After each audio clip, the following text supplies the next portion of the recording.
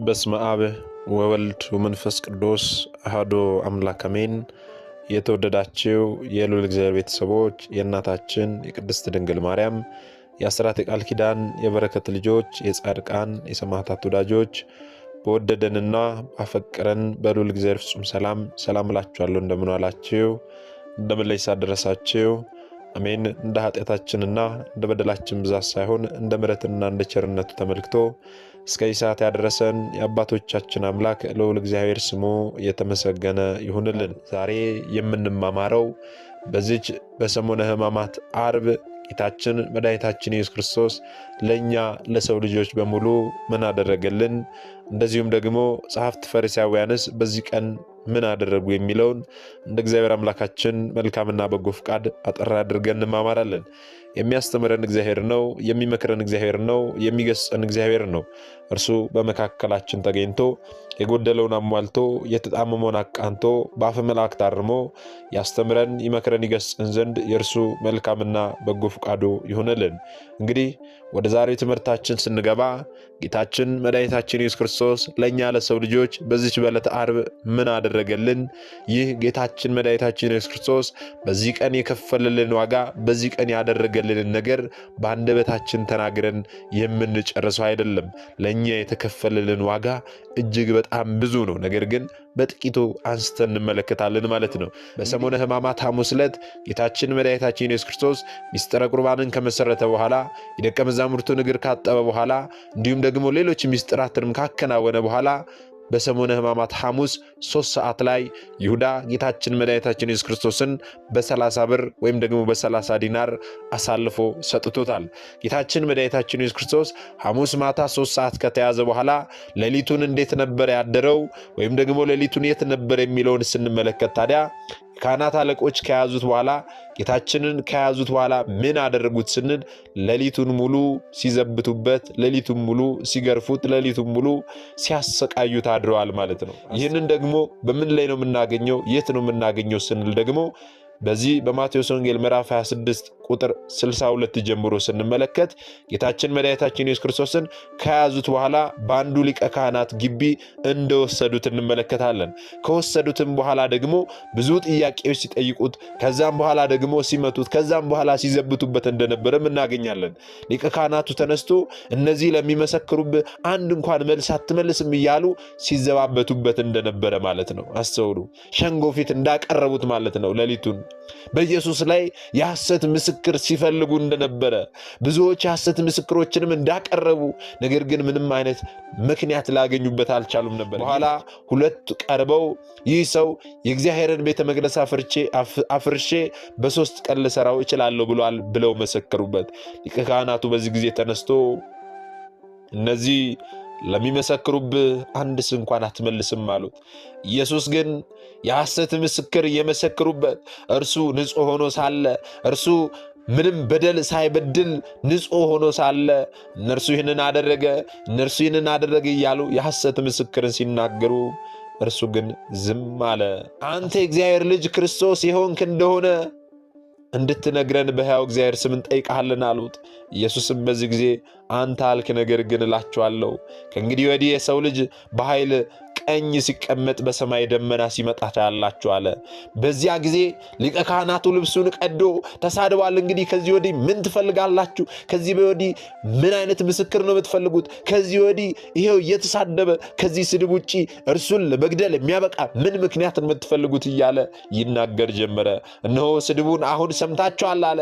ምን ይመስላችኋል? ይህ በቂ ነው፣ ሞት ይገባዋል፣ የሞት የሚያደርስ ምክንያት ነው ብሎ ተናገረ። በማቴዎስ ወንጌል ምዕራፍ 26 ቁጥር 66 ላይ ማለት ነው።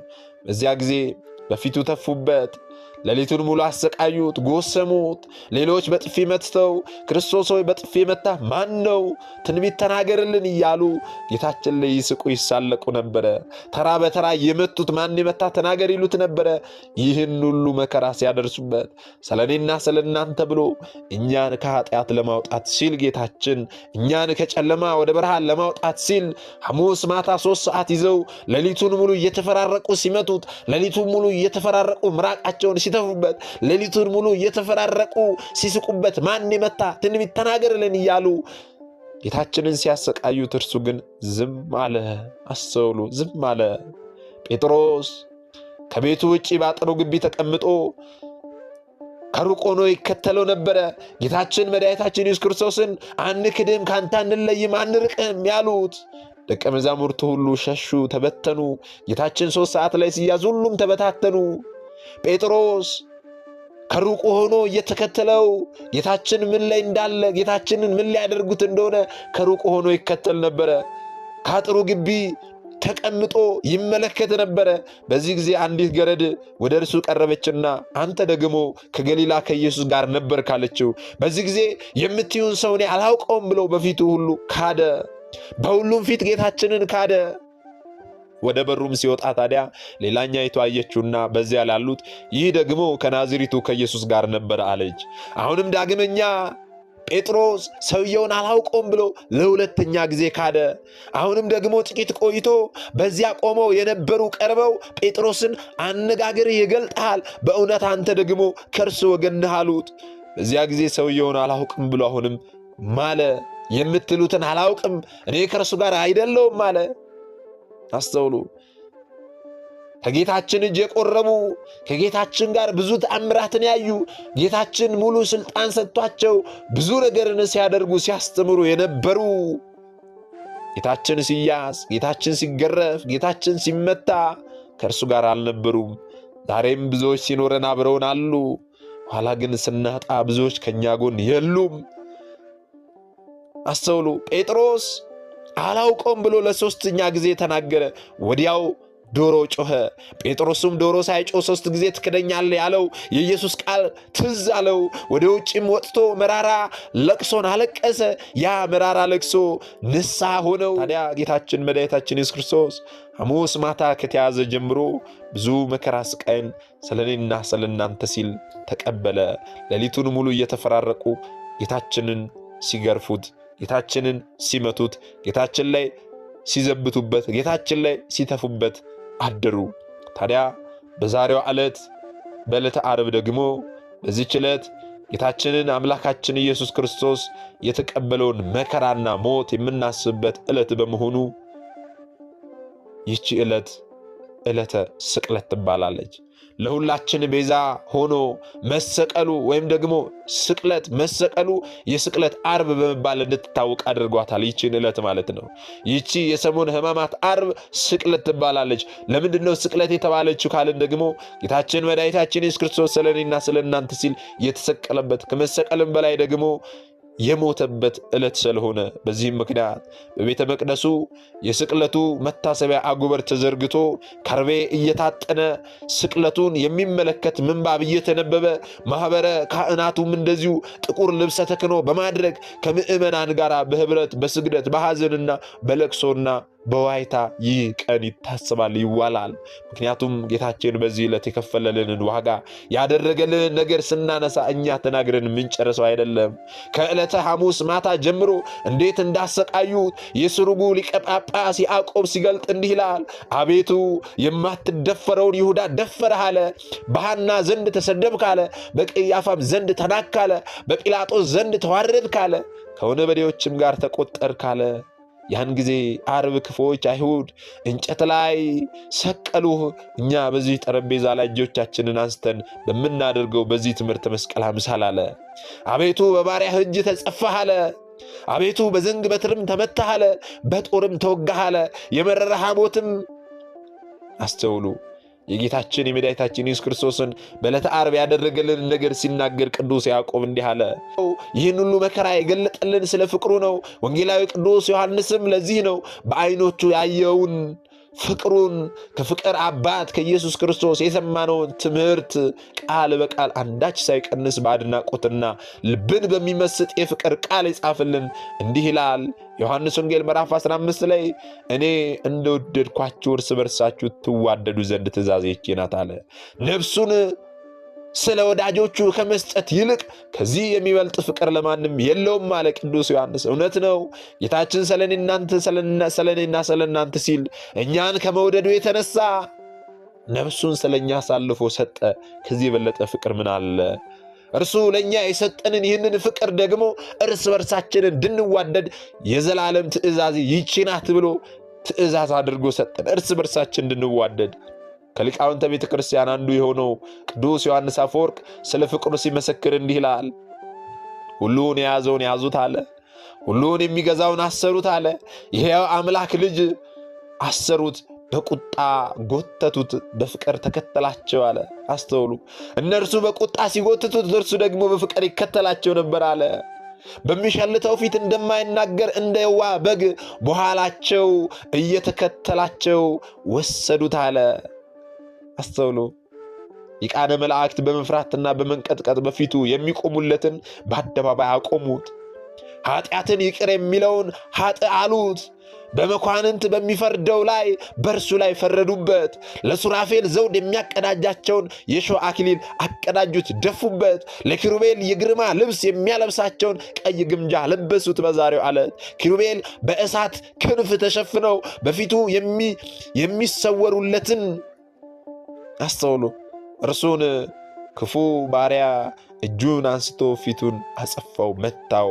የመላእክት ሰራዊት በፍጹም መደንገጥ የሚሰግ ይህን ያህል ትሕትና እንደምን ያለ ትሕትና ነው! ይህን ያህል ትዕግስት እንደምን ያለ ትዕግስት ነው! ይህን ያህል ዝምታ እንደምን ያለ ዝምታ ነው! ይህን ያህል ቸርነት እንደምን ያለ ቸርነት ነው! ይህን ያህል ሰውን ማፍቀር እንደምን ያለ ማፍቀር ነው! ፍቅር የአምላካችን ልጅ ከዙፋኑ ሳበው እስከ ሞትም አደረሰው የተባለው ይህንን ነው። በደል የሌለበትን እንደ በደለኛ ሰቀሉት። ሕይወትን የሰራትን ከበደለኞች ጋር ቆጠሩት አለ ቅዱስ ዮሐንስ አፈወርቅ። በዚህች በዛሬዋ ዕለት በሐሰት ሃይማኖታዊ ክስ በሊቀ ካህናቱ ፊት ተከሰሰ። አስተውሉ። በጲላጦስ ፊት ከሰሱት። እርሱም መረመረው። በርባንን በመፍታት ኢየሱስ ክርስቶስን አሳልፎ ሊሰጥ ወሰነበት በዛሬቱ ዕለት። አስተውሉ። ፕራይቶሪያን በሚባል ግቢ ውስጥ አግብተው ቀይ ግምጃን አለበሱት።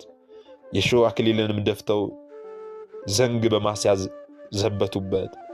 መስቀሉን አሸክመው ሊሰቅሉት ወሰዱት። በ6 ሰዓትም ጎልጎታ ከወንበዴዎች መሃል ሰቀሉት። ልብሱን ለ4 ተከፋፍለው በእጀ ጠባቡም ላይ ዕጣ ተጣጣሉ። በመስቀል ላይ ሰደቡት፣ ተፉበት፣ ሆምጣጤን አጠጡት፣ ጎኑን በጠሩ ወጉት። በመስቀል ላይ ከ6 ሰዓት እስከ 9 ሰዓት ድረስ ብዙ ተሰቃይቶ ነፍሱን ስለ ሁላችን አሳልፎ ሰጠ። የአርማትያሱ ዮሴፍና ኒቆዲሞስ በአዲስ መቃብር ቀበሩት። ስለኛ ፍቅር በጌታችን በኢየሱስ ክርስቶስ ላይ 13 ሕማማተ መስቀል ደርሰውበታል።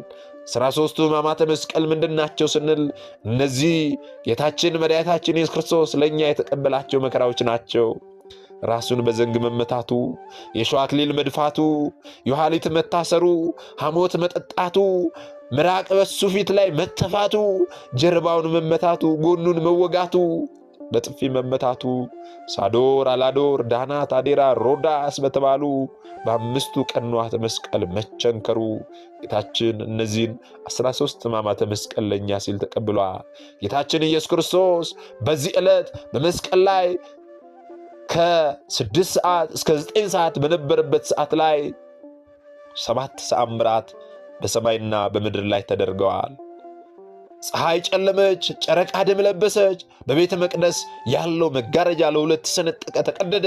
ምድር ተናወጠች፣ አለቶች ተሰነጣጠቁ፣ መቃብሮች ተከፈቱ፣ ሙታንም ተነሱ። በእነዚህ ሰዓታት አስተውሉ።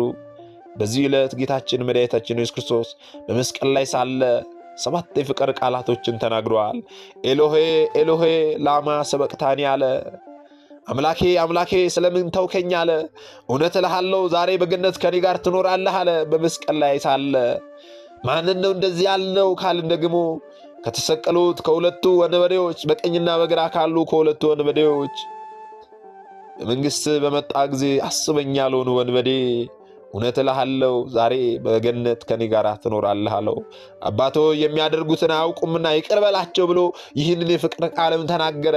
እየገደሉት፣ በጦር እየወጉት፣ መራራን እያጠጡት፣ እየገረፉት እንኳን እየሰቀሉት እንኳን ጌታችን መድኃኒታችን ኢየሱስ ክርስቶስ በመስቀል ላይ ሆኖ አቤቱ የሚያደርጉትን አያውቁምና ይቅር በላቸው አለ። ይህንን ያለው እኛም እንድንማር ነው።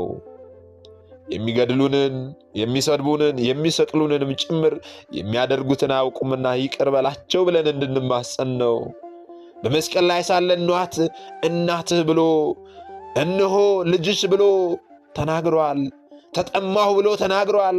አባቴ ነፍስን በእጅህ አደራ እሰጣለሁ ብሎ ተናገረ። በመጨረሻም ተፈጸመ አለ። አስተውሉ። በዚህ ዕለት መስቀል ላይ ሆኖ የተናገራቸው የፍቅር ቃሎች ስጦታን ያውጃሉና የስጦታ ቀንም ይባላል። አስተውሉ።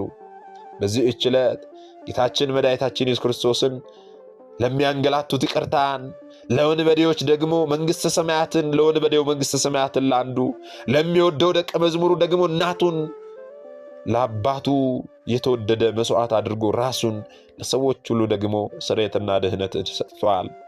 በዛሬው ዕለት አስተውሉ። ጌታችን መድኃኒታችን ኢየሱስ ክርስቶስ በዛሬው ዕለት የከፈለልን ዋጋ እንዲህ ተብሎ የሚነገር አይደለም። በጠዋት ሌሊቱን ሙሉ ሐሙስ ማታ ሲያሰቃዩት ካደሩ በኋላ በጠዋት ሲነጋ የካህናት አለቆችና የሕዝብ ሽማግሌዎች ሁሉ ሊገድሉት በኢየሱስ ላይ ተማከሩ። አስረው ወሰዱት። ለገዢው ለጴንጤናዊ ለጲላጦስ አሳልፎ ሰጡት። በዚያ ጊዜ አሳልፎ የሰጠው ይሁዳ እንደተፈረደበት እንደሚሰቀል እንደሚገደል ባየ ጊዜ በ30 ብር አሳልፎ የሰጠው ይሁዳ ተጸጸተ። 30ውን ዲናር ወይም 30ውን ብር ለካህናቱ አሳልፎ ሰጣቸው፣ መለሰላቸው። መልሶ ብሩን መለሰላቸውና ጌታችንን ተውታላቸው። እነርሱ ግን እኛ መንገዶን ምን አገባን አሉት። ንጹሕ ደም አሳልፌ በመስጠቴ በድያለሁ አለ። እነርሱ ግን እኛስ መንገዶን እኛ ምን አገባን አሉት። አንተው ተጠንቀቅ አሉት። በዚያን ጊዜ ብሩንም በቤተ መቅደስ ውስጥ ጥሎ ሄደና ይሁዳ ታንቆ ሞተ። የካህናት አለቆችም ብሩን አንስተው የደም ዋጋ ነውና ወደ መባ ልንጨምረው አልተፈቀደም ብለው ተማክረው የሸክላ ሰሪውን መሬት ለእንግዶች መቃብር ገዙበት። ይሁዳ በመለሰው በዛ 30 ዲናር ማለት ነው። ስለዚህ ያ መሬት እስከ ዛሬ ድረስ የደም መሬት ተባለ። በዚያ ጊዜ በነቢዩ ኤርምያስ የተባለው ከእስራኤል ልጆችም አንዳንዶቹ የተገመተውን ዋጋ 30 ብር ያዙ። ጌታም እንዳዘዘኝ ስለ ሸክላ ሰሪ መሬት ሰጡት የሚለው ቃል ተፈጸመ። አስተውሉ። ኢየሱስም በገዢው ፊት ቆመ። መላእክት በመፍራትና በመንቀጥቀጥ በፊቱ የሚቆሙለት፣ እኛ ኃጢአተኞቹ በደለኞቹ በፊቱ መቆም፣ መንቀጥቀጥ፣ መፍራት፣ መደፋት ሲገባን እርሱ ስለ እኔና ስለ እናንተ ሲል በገዢው ፊት ቆመ። ገዢውም የአይሁድ ንጉሥ አንተ ነህ ብሎ ጠየቀው። ኢየሱስም በዚህ ጊዜ አንተ አልክ አለው። የካህናት አለቆችም ሽማግሌዎችም ሲከሱት እርሱ ምንም ሊመልስላቸው ፈቃደኛ አልሆነ። ወይም ደግሞ እንዲህ አደረገ እርሱ እንዲህ ነው እያሉ የሐሰት ክስን ሲደረድሩ እርሱ ግን ዝም አለ። በዚያ ጊዜ ጲላጦስ ስንት ያህል ሲመክሩብህ ብዙ የሐሰት ክስን ሲናገሩ እንዲያድርጓል እያሉ ሲናገሩ አትሰማምን? ምላሽ አትመልስምን? እያለ ጲላጦስ ጌታችን ይጠይቀው ዘንድ ጀመረ። በዚህ ጊዜ ገዢው እስከሚደነቅ ድረስ ጌታችን መድኃኒታችን ኢየሱስ ክርስቶስ በዚህች በዕለተ ዓርብ ምንም እንኳን አልመለሰም ነበረ። አስተውሉ። በዚያም በዓል ሕዝቡ የወደዱትን አንድ እስረኛ ሊፈታላቸው ልማድ ነበራቸው። ጲላጦስ ታዲያ በዚህ ጊዜ ብዙ የሐሰት ክስ ቢያቀርቡበትም እንኳን ያቀረቡበት የሐሰት ክስ ለእርሱ ተቀባይነት አልነበረውም። ወይም ደግሞ ምንም አይነት በደልን በጌታችን መድኃኒታችን ኢየሱስ ክርስቶስ ላይ አላገኘም ነበረ። ስለዚህ እርሱን ሊገድለው እርሱን ሊሰቅለው የሚያበቃ ምክንያት ስላላገኘ ገርፎ ብቻ ሊተው አስበና እንደዚሁም ደግሞ አንድ እስረኛ ሊፈታ እንግዲህ እነርሱ ተሰብስበው ሳሉ ጲላጦስ በርባንን ወይንስ ደግሞ ክርስቶስ የተባለውን ኢየሱስ ማንኛውን ልፈታላችሁ ትወዳላችሁ አለ። ስለ እኔና ስለ እናንተ ከወንበዴ ከነፍሰ ገዳይ ጋር ጌታችን መድኃኒታችን ኢየሱስ ክርስቶስ ተነጻጸረ። እኛ ወንበዴዎች ሆነን ሳለን፣ እኛ ኃጢአተኞች በደለኞች ሆነን ሳለን ጌታችን ከነፍሰ ገዳይ ጋር ተነጻጸረ። የትኛውን ልፈታላችሁ ትወዳላችሁ አለ።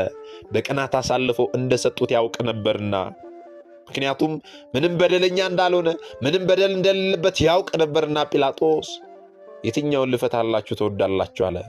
እርሱም በፍርድ ወንበር ተቀምጦ ሳለ ሚስቱ ስለርሱ ዛሬም በሕልም እጅግ መከራ ተቀብያለሁና በዚያ ጻድቅ ሰው ላይ ምንም ነገር አታድርግ ብላ ላከችበት።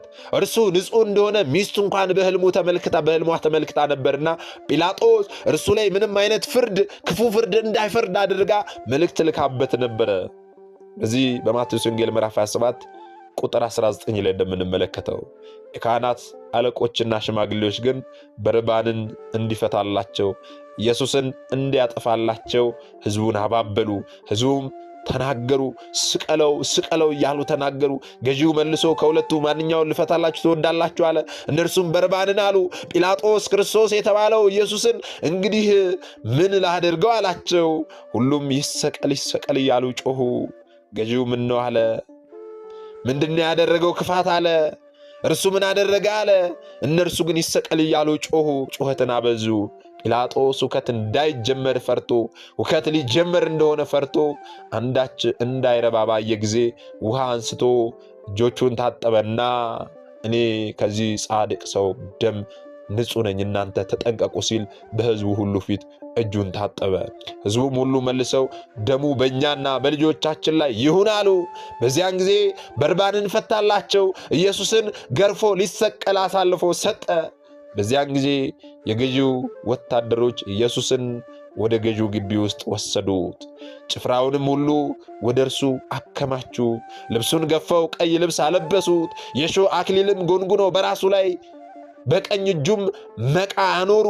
በፊቱም ተንበርክከው የአይሁድ ንጉሥ ሆይ ሰላም ላንተ ይሁን እያሉ ዘበቱበት፣ ተሳለቁበት፣ ምራቃቸውን ተፉበት። መቃውንም ይዘው ራሱን መቱት። ከዘበቱበት በኋላ ቀዩን ልብስ ገፈው ልብሱን አለበሱት፣ ሊሰቅሉትም ወሰዱ። አስተውሉ እግዚአብሔር ቤተሰቦች፣ ጌታችን መድኃኒታችን ኢየሱስ ክርስቶስ ሊሰቀል ተወሰደ። ስለኔና ስለ እናንተ ሲል ጌታችን በማለዳ በጠዋት በጲላጦስ ፊት ቆመ።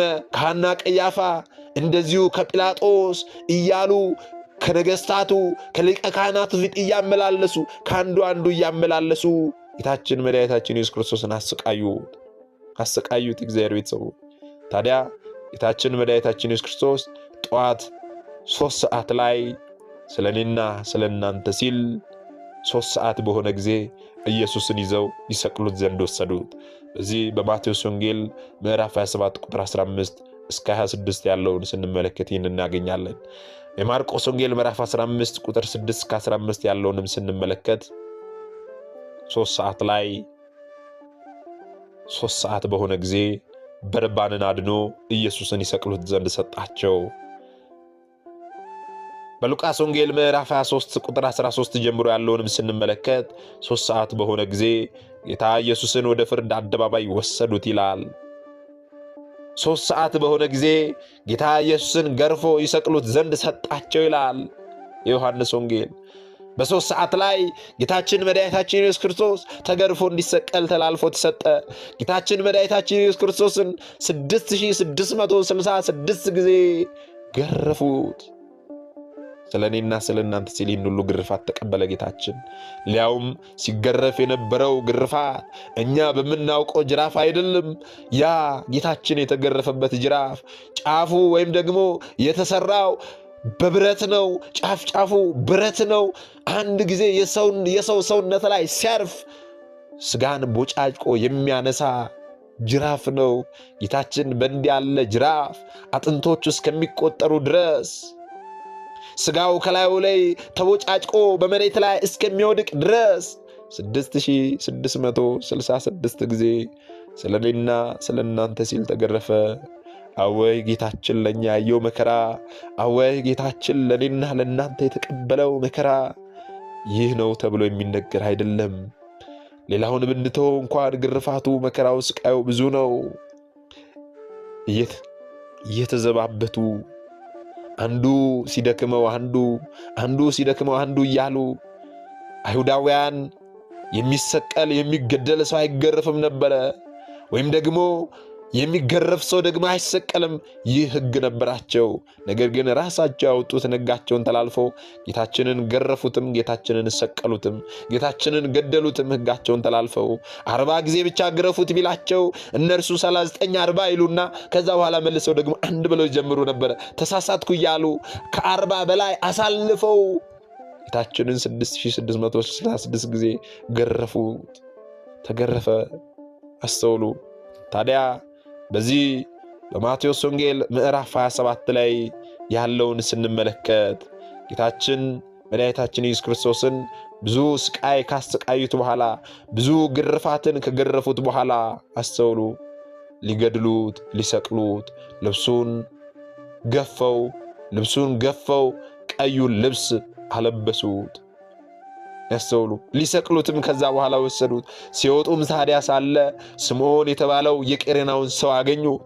እርሱንም መስቀሉን ይሸከም ዘንድ አስገደዱት።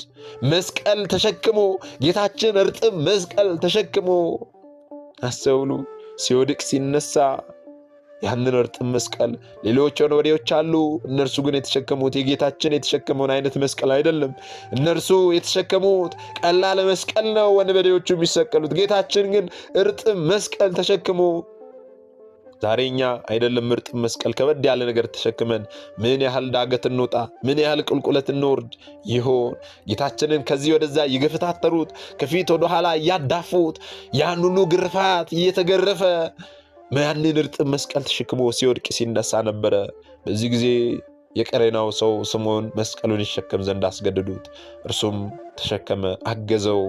የራስ ቅል ስፍራ ወደሚሆን ጎልጎታ ወደሚባል ስፍራ በደረሱም ጊዜ በሐሞት የተደባለቀ የወይን ጠጅ ሊጠጣ አቀረቡለት። ቀምሶም ሊጠጣው አልወደደም። ከሰቀሉት በኋላ ልብሱን ዕጣ ተጣጥለው ተከፋፈሉ። በዚያም ተቀምጠው ይጠብቁት ነበረ። ይህም ኢየሱስ የአይሁድ ንጉሥ የሚል የክሱን ጽሕፈት ከራሱ ላይ አኖሩ። በዚያን ጊዜ ሁለት ወንበዴዎች በአንዱ በቀኝ አንዱም በግራ ከእርሱ ጋር ተሰቅለው ነበረ። የሚያልፉትም ራሳቸውን እየነቀነቁ ይሰድቡት ነበረ። በቤተ መቅደስም የምታፈርስ በ3 ቀንም የምትሰራው ራስህን አድን፣ የእግዚአብሔር ልጅ ከሆንክ ከመስቀል ውረድ እያሉ ጌታችንን ከሰቀሉት በኋላ ይዘብቱበት ነበረ። እንዲሁም ደግሞ የካህናት አለቆች ከጻፎችና ከሽማግሌዎች ጋር እየዘበቱ እንዲህ አሉ፣ ሌሎችን አዳነ፣ ራሱን ሊያድን ግን አልቻለም። የእስራኤል ንጉሥ ከሆነ አሁን ከመስቀል ይውረድና እኛ እናምንበታለን እያሉ ይዘብቱበት ጀመረ። በእግዚአብሔርም ታምኗል፣ የእግዚአብሔር ልጅ ነኝ ብሏል። ከወደደውስ አሁን ያድነው እስቲ እንየው። ከእርሱ ጋር የተሰቀለው ወንበዴዎች ደግሞ ያንኑ እያሉ ይነቅፉት ነበረ። ጌታችን መድኃኒታችን ኢየሱስ ክርስቶስ ያን ሁሉ ግርፋት ከተቀበለ በኋላ ስለኔና ስለናንተ 6 ሰዓት ሰዓት በሆነ ጊዜ መስቀሉን ይሸከም ዘንድ ስምዖንን አስገደዱት ይላል። 6 ሰዓት ሲሆን ስምዖንን አስገደዱት ይላል። እዚህ በሉቃስ ወንጌል ምዕራፍ 23 ቁጥር 27 ላይ ስንመለከት ማለት ነው። እንደዚሁም ዮሐንስ ወንጌል ምዕራፍ 19 ቁጥር 13 ላይ ስንመለከት 6 ሰዓት በሆነ ጊዜ የካህናት አለቆች ጌታ ኢየሱስን በሁለት ወንበዴዎች መሃል ሰቀሉት ይላል። አስተውሉ። እንደዚሁም ደግሞ 6 ሰዓት በሆነ ጊዜ በማቴዎስ ወንጌል ላይ የተጠቀሰውን አንብበናል። በዮሐንስ ወንጌል ላይም የተጠቀሰውን አንብበናል።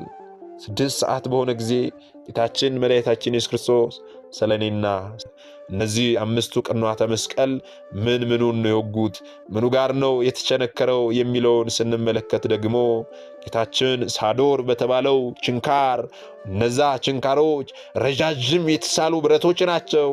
ሳዶር በተባለው ቀኝ እጁን ተቸነከረ። አላዶር በተባለው ግራ እጁን ተቸነከረ። ዳናት በተባለው ደግሞ እግሮቹን ተቸነከረ። አዴራ በተባለው ደረቱን ተቸነከረበት። ሮዳስ በተባለው ከወገቡ አጣብቆ እንዲይዘው ተቸነከረበት። በእነዚህ በ5ቱ ቅንዋተ መስቀል ጌታችን መድኃኒታችን ኢየሱስ ክርስቶስ ስለኔና ስለናንተ ተወጋ፣ ተቸነከረ። አስተውሉ። ቀራንዮ ሂዱ፣ ጎልጎታ ሂዱ፣ አስቡ። እኛ እጆቻችንን ትንሽ እሾህ እንኳን ሲወጋን ምን ያህል ነው የሚያመን? መርፌ እንኳን ሲወጋን ምን ያህል ነው የሚያመን? ጌታችን ግን በእነዚህ ረጃጅም በሆኑ ቅንዋተ መስቀል ረጃጅም በሆኑ ብረቶች እጆቹን እግሮቹን ተቸነከረልን።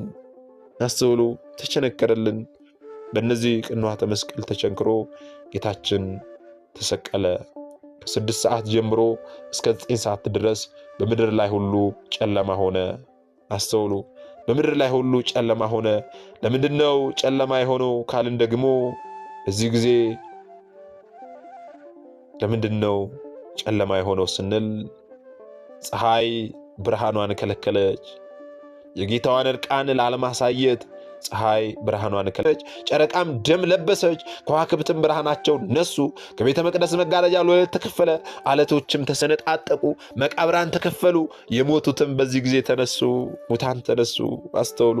ጌታችን በመስቀል ላይ ከ6 ሰዓት እስከ 9 ሰዓት ሳለ አስተውሉ። መከራውን ሁሉ ታገሰ። ሁሉን የያዘውን እርሱን ያዙት። ሁሉን የሚገዛውን እርሱን አምላካችንን እጁን አሰሩት። ኃጢአትን የሚያስተሰርየውን እርሱን ኃጢአተኛ አሉት። የማይገረፍ አምላክ እርሱን የሰውን ሥጋ በመልበሱ ገረፉት። እንደ መብረቅ የሚያንጸባርቀውን ነጭ ልብስ የሚያለብሰውን አምላክ እርሱን ቀይ ልብስ አለበሱት። በእሳት በተጋረዱ ዙፋን ላይ የሚቀመጥ እርሱ በመዘባበቻ ወንበር ላይ አስቀመጡት። እንደ ድንኳን ሰማይን የዘረጋ እርሱን በመስቀል ላይ እጆቹን ዘርግተው ሰቀሉት። የመላእክት አለቆች በፊቱ በመፍራት የሚቆሙለትን እርሱን በጲላጦስ አደባባይ አቆሙት።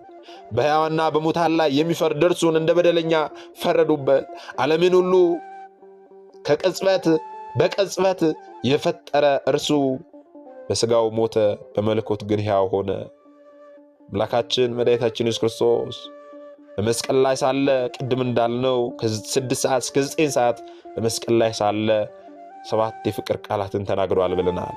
አምላኬ አምላኬ ስለምን ተውከኝ አለ በማቴዎስ ወንጌል ምዕራፍ 7 ቁጥር 46 ላይ እንደምናገኘው። እውነት እውነት እልሃለሁ ዛሬ በገነት ከኔ ጋር ትኖራለህ አለ በሉቃስ ወንጌል ምዕራፍ 23 ቁጥር 43 ላይ እንደምናገኘው። አባት ሆይ ነፍሴን አደራ በእጅ ይሰጣሉ አለ በሉቃስ ወንጌል ምዕራፍ 23 ቁጥር 43 ላይ እንደምናገኘው። አባት ሆይ የሚያደርጉትን አያውቁምና ይቅር በላቸው አለ በሉቃስ ወንጌል ምዕራፍ 23 ቁጥር 34 ላይ እንደምናገኘው። እነሆት እናትህ እነሆ ልጅሽ አለ በዮሐንስ ወንጌል ምዕራፍ 19 ቁጥር 6 ላይ እንደምናገኘው። ተጠማሁ አለ ተፈጸመ አለ። በመስቀል ላይ ሳለ ጌታችን ይህንን ተናገረ። አስተውሉ። ይህንን ተናገረ ጌታችን መድኃኒታችን ኢየሱስ ክርስቶስ። አትብሉ ተብለው አዳምና ሔዋን በልተው ያመጡትን ኃጢአት እርሱ በመጾም አጠፋልን። አዳምና ሔዋን ቆርጠው በበሏት ዕፀ በለስ ያመጡትን ዕዳ በደል እርሱ በመስቀል ላይ ሳለ ተጠማው ብሎ መራራ ሐሞትን ሲያጠጡት አስወገደልን። እርሱ መራራ ሐሞትን በመጠጣቱ የእኛን መራራ ሞት ከሰዎች ልጆች ላይ ሁሉ አስወገደልን። አስተውሉ። ከ6 ሰዓት እስከ 9 ሰዓት ምድር ጨለማ ሆነች።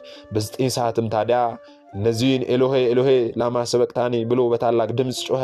አምላኬ አምላኬ ስለምን ተውከኝ ማለት ነው ይላል በማቴዎስ ወንጌል ምዕራፍ 27 ላይ እንደምናገኘው። በዚያም ከቆሙት ሰዎች ሰምተው ይህስ ኤልያስን ይጠራል አሉ። ወዲያውም ከእነርሱ አንዱ ሮጠ፣ ሰፍነግ ይዞ ሆምጣጤ ሞላበት፣ በመቃም አድርጎ ጌታችንን አጠጣው። ሌሎች ግን ተው ኤልያስ መጥቶ ያድነው እንደሆነ እንይ እያሉ ጌታችንን በመስቀል ላይ ከሰቀሉ በኋላ ይዘባበቱበት ጀመር። ኢየሱስም ሁለተኛ በታላቅ ድምፅ ጮሆ ነፍሱን ተወ። እነሆ የቤተ መቅደስ መጋረጃ ከላይ እስከታች ለሁለት ተቀደደ። ምድርም ተናወጠች፣ አለቶችም ተሰነጣጠቁ፣ መቃብሮችም ተከፈቱ። ተኝተው ከነበሩትም ከቅዱሳን ብዙዎች ሥጋዎች ተነሱ። ከትንሣኤውም በኋላ ከመቃብሮች ወጥተው ወደ ቅድስት ከተማ ገቡና ለብዙዎች ታዩ።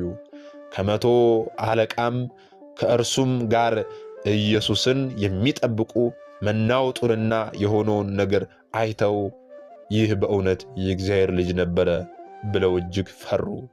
ኢየሱስን እያገለገሉ ከገሊላ የተከተሉ ብዙ ሴቶች በሩቅ ሆነው በመሸም ጊዜ ዮሴፍ የተባለው ባለጸጋ ሰው ከአርማትያስ መጣ። እርሱም ደግሞ የኢየሱስ ደቀ መዝሙር ነበረ። ይኸውም ወደ ጲላጦስ ቀርቦ የኢየሱስን ሥጋ ለመነው። ጲላጦስም እንዲሰጡ ታዘዘ። ዮሴፍም ሥጋውን ይዞ በንጹሕ በፍታ ገነዘው። 11 ሰዓት ላይ ከመስቀል ላይ የጌታችንን ሥጋ አወረዱ። ከኒቆዲሞስ ጋር ሥጋውን ገንዘው በአዲስ መቃብር 12 ሰዓት ላይ ቀበሩት። አስተውሉ። በመቃብሩም ደጃፍ ታላቅ ድንጋይ አንከባለው ዘጉበት። መግደላዊት ማርያምም ሁለተኛይቱ ማርያም በመቃብሩ አንጻር ተቀምጠው በዚያ ነበሩ። አስተውሉ። ታዲያ ጌታችን መድኃኒታችን ኢየሱስ ክርስቶስ ስለኔና ስለናንተ ሲል ይህንን ሁሉ መከራ በዕለተ ዓርብ ተቀበለ። ይህንን እያሰብን ዛሬ በዕለተ ዓርብ ልናለቅስ ልናነባ ያስፈልጋል። እግዚአብሔር ቤተሰቦች ልናለቅስ ያስፈልጋል። ስለዚህ ጌታችን መድኃኒታችን ኢየሱስ ክርስቶስ በዕለተ ዓርብ ይህንን አደረገልን ማለት ነው። ይህንን ያደረገልን እያሰብን ልናነባ ያስፈልጋል ማለት ነው። እንግዲህ እግዚአብሔር አምላካችን እስካሁን ሰዓት ጠብቆ ያስተማረን የመከረን የገሰጸን የአባቶቻችን አምላክ ልዑል እግዚአብሔር ስሙ የተመሰገነ ይሁንልን።